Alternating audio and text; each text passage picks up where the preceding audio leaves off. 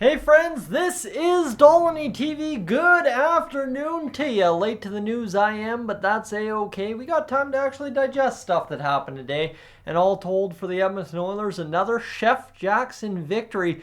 Man, Jeff Jackson, I don't know if he's an NHL GM or else he's a cook. He really likes chefing things up in a positive manner. And my goodness, this is another great move for the Edmonton Oilers without an official general manager in place.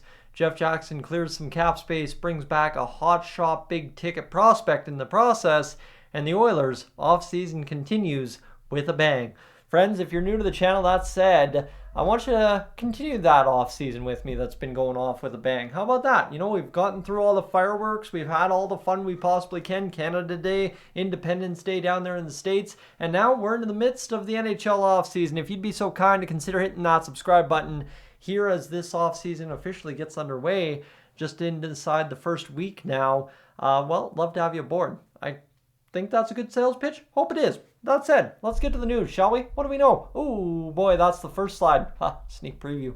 You already know about the Ryan McLeod trade today. If you're coming in, that's the Draisaitl contract. Let's go here. Official trade happening today. The Oilers have moved Ryan McLeod and forward prospect Ty Tullio over to the Buffalo Sabres for Matt Savoie, who you might know that name a little bit because his brother there, Carter Savoie, playing for the Edmonton Oilers in Bakersfield this past year. Carter Savoie obviously at one point was a steal of a draft pick in the NHL entry draft a few years back for the Oilers. Hasn't really panned out. The Oilers did not sign him, although I would suspect, I haven't seen any formal suggestions from Oilers insiders, but I would suspect that one Carter Savoie finds a way back to the Oilers organization here this year because of today's move in moving out Ryan McLeod and Ty Tullio. That frees up a spot in Bakersfield, by the way, and also Matthew Savoie is now part of the Edmonton Oilers organization.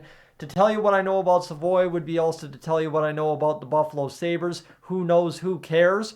That was up until today. I now very much so care about Matthew Savoie and what the Edmonton Oilers have in them, and we'll discuss that in a few moments.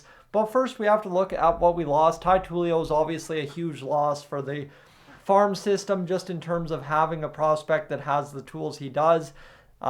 Prospects come and go, as you know, in the age of winning in the Edmonton Oilers realm of Connor McDavid. So this is actually a slide, screenshot, whatever you want to make, graphic that I did up 2 days ago in a video in which most of you probably watched here on the channel. I think it did pretty well, so thank you for that. If I'm being honest, let me thank you.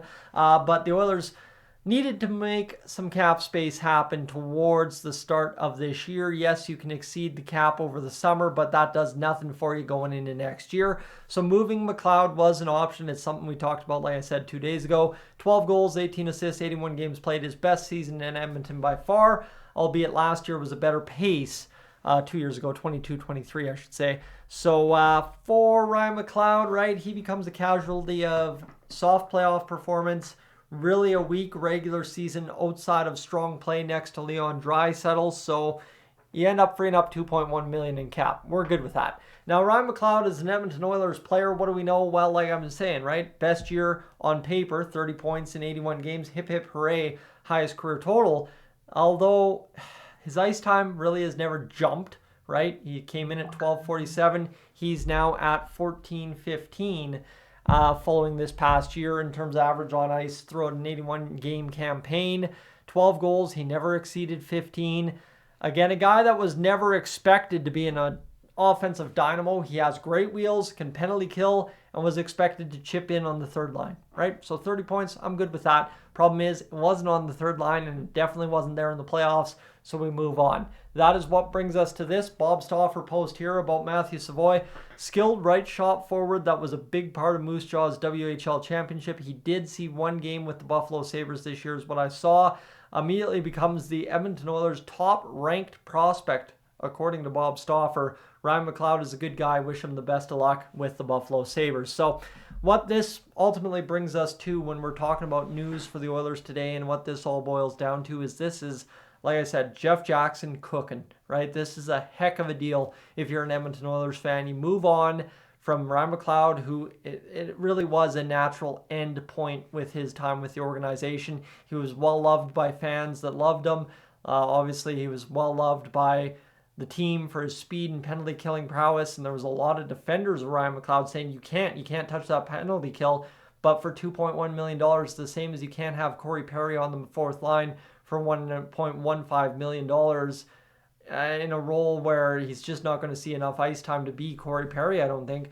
It's Ryan McLeod was not going to see enough ice time on the fourth line to be of effective use to you. So you got to sit there and really evaluate what this team's going to be next year. Jeff Jackson did that very quickly and made a heck of a move to get a heck of a prospect in Matt Savoie. So again, a guy who also in Buffalo wasn't seeming to get a chance. I think he should have been up there the full year given the year they had. That was kind of the premise of, like I said, I don't know much about Buffalo, nor do I really care. That's the premise I have of what's going on with Matt Savoie in Buffalo. So tough look there, I guess, and we get a heck of a deal out of it. I'm good with it. I can keep repeating that heck of a deal line for you if you want. Leon Draisaitl, though, we're moving on. Okay, enough about Ryan McLeod and Matt Savoie. You've gotten enough news there today. Everybody's been covering it. I mean, Oilers Nation literally had 850 people live at once, so it was big news a few hours ago. I'm late to it. Let's get to this. Leon Draisaitl's contract as seen discussion point on Gillis TV earlier this afternoon. No rush yet, but either it happens quickly, i.e. by the end of August. That is why we've got this quote from Leon Draisaitl's agent, or it doesn't work out at all. It will also become clear whether Edmonton really wants him or not. That comes down to the money side. And of course, Leon Draisaitl's agent continues on to say in that interview with the German media and the American media, saying that he's pretty confident a deal is going to get done. The reason I have this quote in particular brought up, and the reason we're discussing this about Leon Draisaitl's contract, is it's been a really interesting week. And I really think, based on kind of seeing where everybody back home's interest level has been on the videos here on the channel this week, right? We talked about Evander Kane's injury and his future. We talked about Cody Ceci and Ryan McLeod on Wednesday. We talked about Evander Kane's LTIR situation on Thursday and kind of some other stuff floating around Bob Stauffer's projected lines. Well, what we knew from yesterday, so we talked about McLeod 2 days ago, we talked about Kane yesterday. What we now know here is that the Oilers really have this certain space built up around the end of August that some stuff is going to start falling into place, right? I think there's a lot that can be said about Evander Kane's future, whether you LTIR him this year and then he comes back for playoffs or late in the year.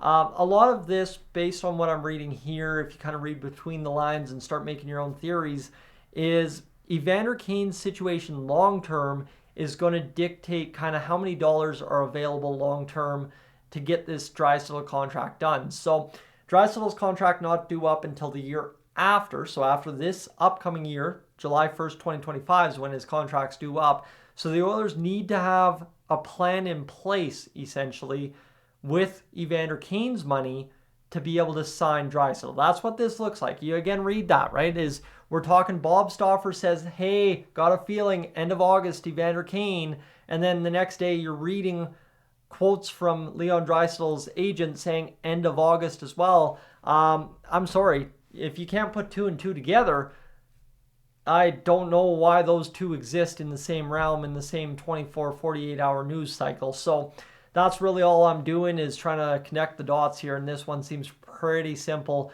that the Oilers are going to allocate Evander Kane's money sometime in the next year to Leon Draisaitl. It would make him a $13+ million player, and there you have it. That's how you keep Leon Draisaitl, which, again, quite honestly, it will also become clear whether Edmonton really wants him or not. That's his agent in the next quote down in that article, basically talking about, seriously, he's outperforming his contract by a mile. You got to pay the man. So $13 million more than Connor McDavid would be paying him. I think still the Oilers might go higher because Brown's deal is up. Right, Brown's deal $1 million plus his 3.25 that's on the books this year. Oh, by the way, don't forget that you free up some cap space in Evander Kane, and the cap will also go up again. So there's a couple of multitudes of things there for the Oilers where it really lines up that Draisaitl and McDavid aren't going to be an issue for you to sign. And when it comes down to it, it's going to be nice and easy as an Edmonton Oilers fan to watch the Oilers put the pieces together as they appear right now and keep Draisaitl and McDavid long-term, so as our window is open for the next 10 years plus here in Edmonton to win cup after cup after cup after getting to Game 7 of the Stanley Cup Finals here in 2024. Friends, that's all I got for you. All right, nice and simple. 10 minutes of your time, 10 minutes of my time, and we're up and done on a Friday night. Go enjoy it. It's first day of Stampede. I know a lot of people that said they ain't going to enjoy any bit of that, but if you are, hey, party on, giddy up, yahoo, let's do this. And let's enjoy a great old weekend here in Alberta. The first one of hopefully a couple this summer that are going to be absolutely gorgeous. I am up on, out of here.